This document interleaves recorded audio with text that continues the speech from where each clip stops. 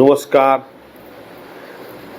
কামরূপ কামাখ্যা তন্ত্র শাস্ত্রের এমন এক জায়গা যেখানে বশীকরণের সব থেকে বেশি প্রকাশ এবং বিকাশ হয়েছিল এবং উৎকৃষ্ট থেকে উৎকৃষ্টতর বশীকরণের নানান অধ্যায় ওখানে ঋষিরা সাধনার দ্বারা আমাদের সামনে নিয়ে এসেছিলেন। কামরূপ কামাখ্যা থেকে আরও উত্তরে গেলে মায়াং পাহাড়ের তটদেশে যে বশীকরণের বিকাশ হয়েছিল তার মধ্যে একটা হচ্ছে মায়াজাল বশীকরণ।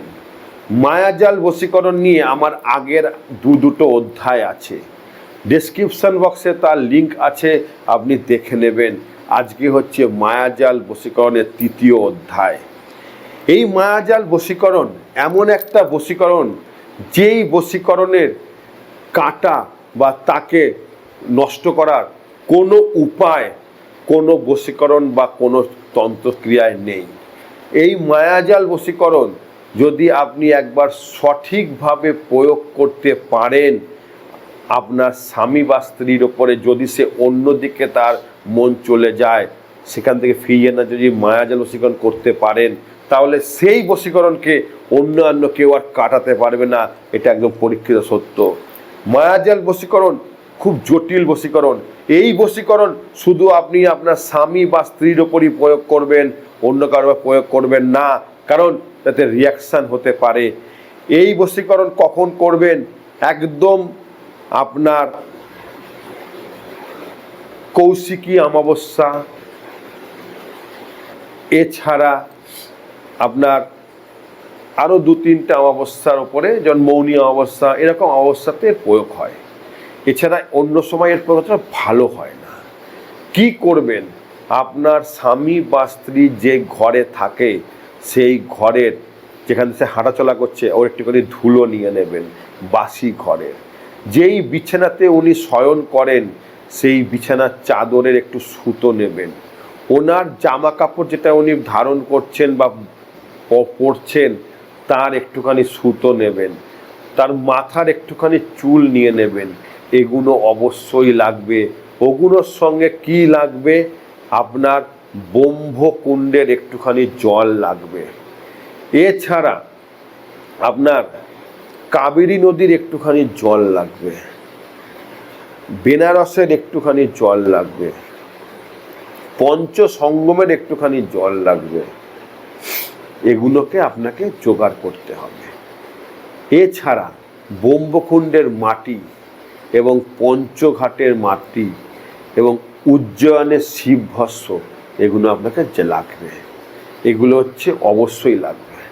কাম সিঁদুর লাগবে, কাম বস্ত্র লাগবে এবং আপনার শ্বেত পদ্মের একটু মূল লাগবে, শ্বেত পদ্মের দানা লাগবে।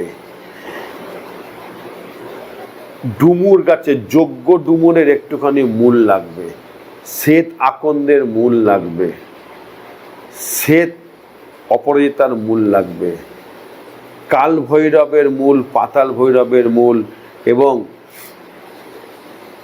আপনার সহদেবীর মূল লাগবে। এইগুলো জোগাড় করতে হবে। জোগাড় করার পর তারপরে আপনাকে অমাবস্যা তিথিতে এটা বসতে হবে। অবশ্যই গুরুর অনুমতি নিয়ে বসবেন।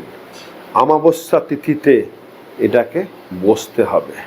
একদম নির্জন স্থানে আপনাকে বসতে হবে, বা কোনো সিদ্ধপীঠে বসতে হবে, বা আপনার সাধন পীঠে আপনাকে বসতে হবে, বা শক্তিপীঠে বসতে হবে। তবে চেষ্টা করবেন এই বশীকরণের ক্রিয়াটি আপনি একা না করে আপনার গুরুদেবকে নিয়ে সঙ্গে বসা বা আপনার কোনো সিদ্ধ পুরুষের মাধ্যমে এই ক্রিয়াটি সম্পূর্ণ করার। কারণ এই বশীকরণ ক্রিয়াটি এতটাই গুহ্য এবং এতটাই সূক্ষ্মভাবে করতে হয়, কোনো ভুল ত্রুটি হলে এর কিন্তু হিতে বিপরীত ক্রিয়া হতে পারে। কিভাবে বসবেন?